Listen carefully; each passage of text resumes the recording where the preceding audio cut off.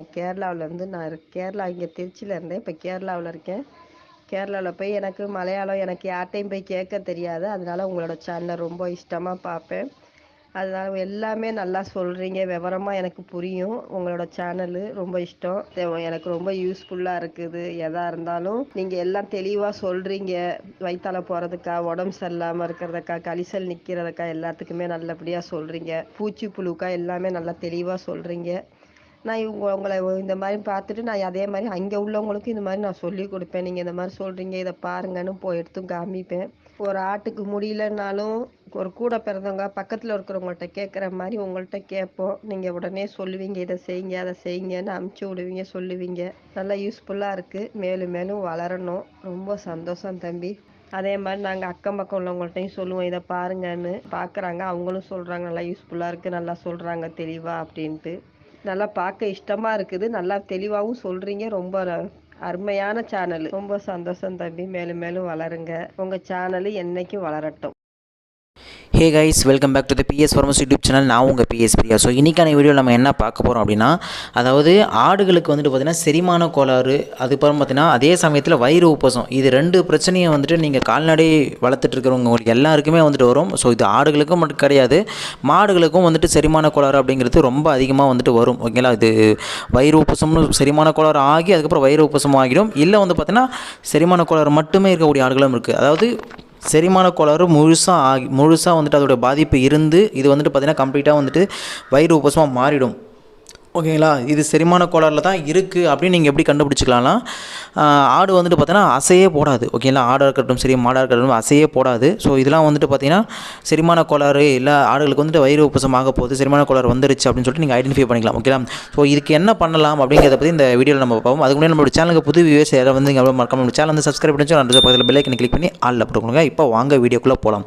அதாவது செரிமான கோளாறு அப்படிங்கிறது வேறு, வயிறு உப்பசம் அப்படிங்கிறது வேறு. அதாவது என்ன வேறு அப்படின்னா, ஃபஸ்ட்டு வந்துட்டு வயிறு அதாவது செரிமான கோளாறு ஆகி அதுக்கப்புறம் தான் வயிறு உப்பசம் ஆகும். ஓகேங்களா, எடுத்தவொடனே வந்துட்டு சடனாக வந்துட்டு வயிறு உப்பசம் ஆகாது. ஓகேங்களா, அப்போ ஃபஸ்ட்டு பேசிக் வந்துட்டு பார்த்தீங்கன்னா ஃபஸ்ட்டு ஆடு வந்துட்டு செரிமான கோளாறு தான் ஆகும். ஓகேங்களா, அப்படி செரிமான கோளாறு ஆகிறதுக்கு செரிமான கோளாறு தான் அந்த ஆடு வந்துட்டு பாதிக்கப்பட்டிருக்கிறதுக்கு எப்படி நம்மளுக்கு தெரிஞ்சால் மட்டும்தான் அந்த ஆடை செரிமான கோளாறு அங்கே இருக்கும்போதே நம்ம வந்துட்டு அதை க்யூர் பண்ண முடியும். அது வயிறு உப்பசம் வரைக்கும் போயிடுச்சுன்னா அது ரொம்ப வந்துட்டு பெரிய பிரச்சனை ஆகிடும். வயிறு உப்பசத்துலேயும் நம்ம க்யூர் பண்ணலாம், அதையும் தாண்டி போயிடுச்சுன்னா ஆடு இருக்கணும் சரி, மாறாலும் சரி, மரணிக்க ஆரம்பிச்சிடும்.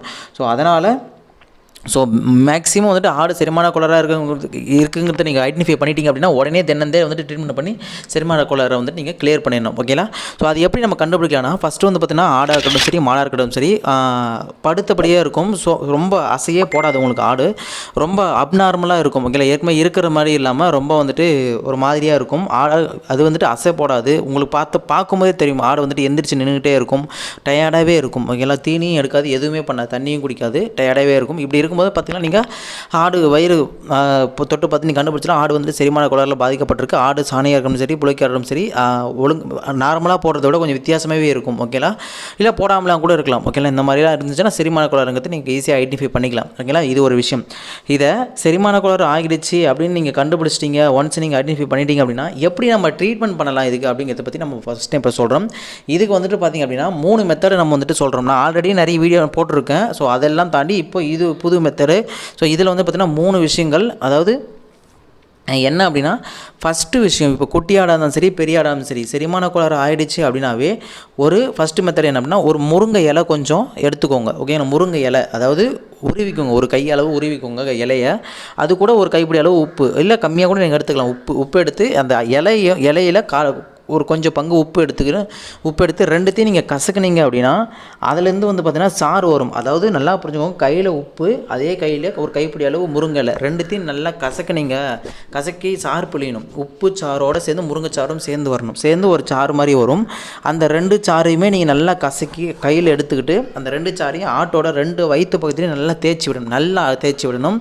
நல்லா தேய்ச்சி விட்டிங்க அப்படின்னா கொஞ்சம் நேரத்திலே வந்து பார்த்திங்கன்னா ஆடோட அதாவது நீங்கள் தேய்ச்சி விடுறதுனாலையும் அதன் மூலிமா இருக்கக்கூடிய இந்த மூலிகையின் மூலிமா வரக்கூடிய பலனாலையும் ரெண்டுமே ஒன்றா ஈடுபடுறதுனால வந்து பார்த்திங்க அப்படின்னா ஆடோட செரிமான பிரச்சனை வந்துட்டு உங்களுக்கு வந்துட்டு கொஞ்சம் க்யூர் ஆகிடும். ஓகேங்களா, அதாவது 80% க்யூர் ஆகிடும். ஓகே, ஒரு சில ஆடுகளுக்கு ஆரம்ப கட்டமாக இருந்தாலும். ஓகேங்களா, ஓகே. அதுக்கு அடுத்தது இன்னொரு மெத்தட் என்ன அப்படின்னா, செகண்ட் மெத்தடு கொஞ்சம் வெல்லம் ஒரு 50 கிராம் எடுத்துக்கோங்க. வெல்லம் அதேமாதிரி கல் உப்பு கொஞ்சம், அதேமாதிரி ஒரு 4 வெத்தலை எடுத்துக்கோங்க.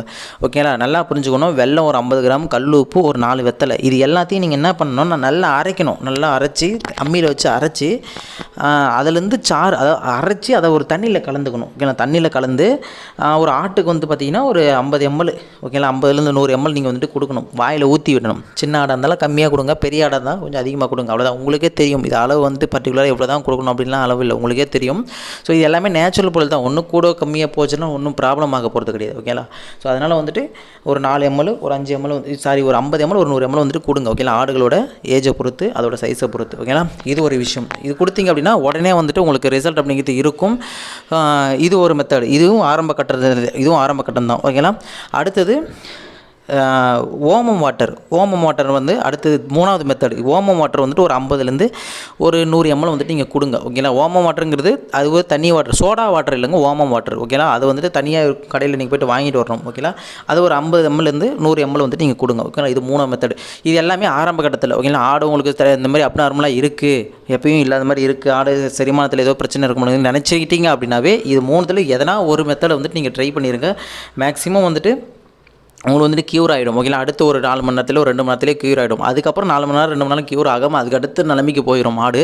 அதுக்கு அடுத்த நிலைமைக்கு என்னன்னா வயிறு உப்பசமாயிரும், ஆடு சுத்தமாகவே படுத்துரும், வயிறு வந்து பார்த்திங்கன்னா ரொம்ப பெருசாகிடும். ஓகேங்களா, ஸோ அதுக்கப்புறம் வந்துட்டு பண்ணக்கூடிய மெத்தடே வந்துட்டு தனி. அது வந்துட்டு வயிறு உப்பசத்துக்காக பண்ணக்கூடிய மெத்தட். இது ஆங்கில மருத்துவத்தில் இருக்குது. அதேமாதிரி வந்து பார்த்திங்கன்னா இயற்கை மருத்துவத்தில் இருக்கும். ஓகேங்களா, ஆங்கில மருத்துவத்துக்கும் நான் வீடியோ மேலே போட்டிருக்கேன், ஐகார்டில் கொடுக்குறேன், போய்ட்டு செக் பண்ணி பாருங்கள். அதேமாதிரி இயற்கை மருத்துவத்தில் வயிறு உப்பசத்துக்காக என்ன பண்ணணும் அப்படிங்கிறத பற்றி நான் உங்களுக்கு வந்துட்டு ஐகார்டில் கொடுக்குறேன், ஆல்ரெடி வீடியோ போட்டிருக்கேன், போய்ட்டு செக் பண்ணி பாருங்கள். ஓகேங்களா, நல்லா புரிஞ்சுக்கணும். மேக்ஸிமம் வந்துட்டு இந்த 3 மெத்தட்லேயே உங்களுக்கு வந்துட்டு கவர் ஆகிடும். ஆல்மோஸ்ட் வந்துட்டு உங்களுக்கு கிளியர் ஆகிடும். ஓகேங்களா, இருக்கக்கூடிய அந்த இஷ்யூ வந்துட்டு கிளியர் ஆகிடும்.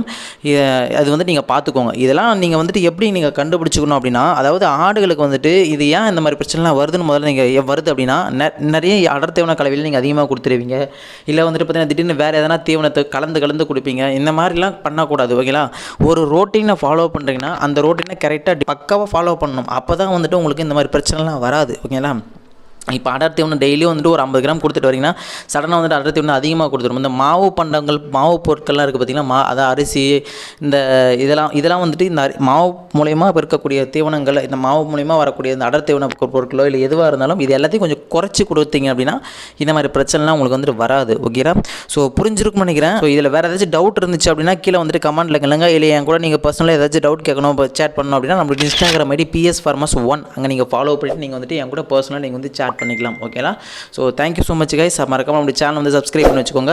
அதே மாதிரி நம்மளுடைய சேனலுக்குன்னு புதுசாக வந்துட்டு கோர்ஸ் வந்துட்டு லான்ச் பண்ணியிருக்கோம். அந்த கோர்ஸோட லிங்க் வந்துட்டு கீழே டிஸ்கிரிப்ஷனில் இருக்குது. விருப்பப்படுறவங்க அந்த கோர்ஸ் வந்துட்டு கிளிக் பண்ணி நீங்கள் பை பண்ணி யூஸ் பண்ணிக்கோங்க. அந்த கோர்ஸில் எல்லாமே A to Z எல்லாமே கொடுத்துருக்கும்.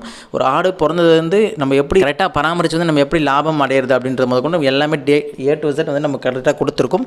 ஸோ விருப்பப்படுறவங்க கீழே இருக்கிற டிஸ்கிரிப்ஷனில் லிங்க் இருக்குது, செக் பண்ணி நீங்கள் வந்துட்டு விசிட் பண்ணி வாங்கிக்கோங்க. ஓகேங்களா, thank you so much guys. Have a great day. Bye bye. See you in the next video. Thank you.